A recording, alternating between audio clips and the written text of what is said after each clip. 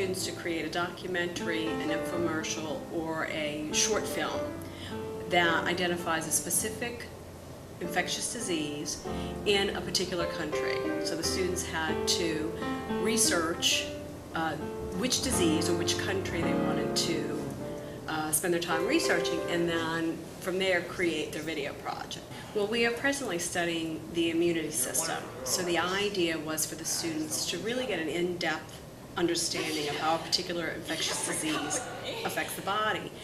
And not with more general, oh, well, they get queasy or they get nauseous. It's communicated at the very cellular level as best as possible what is happening by the invasion of that particular pathogen.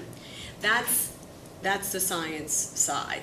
The other side was for them to recognize the social challenges associated with these diseases, where a number of these diseases are in very poor countries where the source may be water, and they recognize that by simply having clean water or different using nets and so forth, they're able to eliminate a lot of these diseases by some simple measures. So for them to identify that.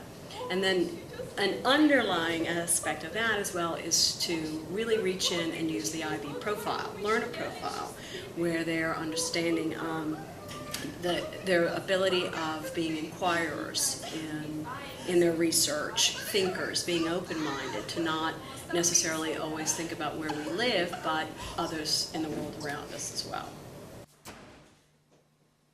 Was there any indication at the time that this was a life-threatening heartbreak? Prior to this year, the students were asked to do a PowerPoint presentation. So the presentations, they would load the PowerPoints with all the content that they needed to have that they could really just read from as part of their presentation.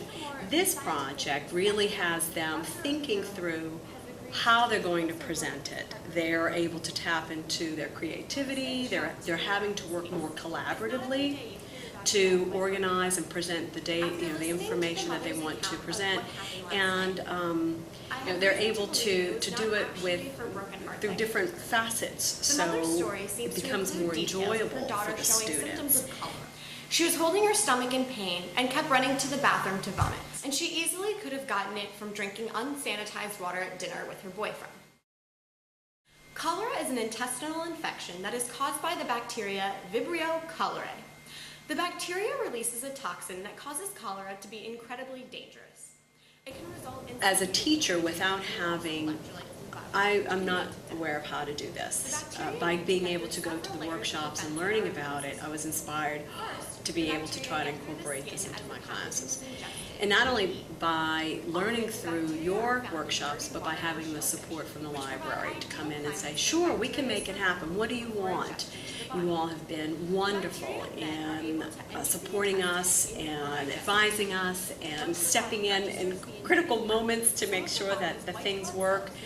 It has really allowed me to have more collaboration with the library and you all in efforts to conduct this project. The problem is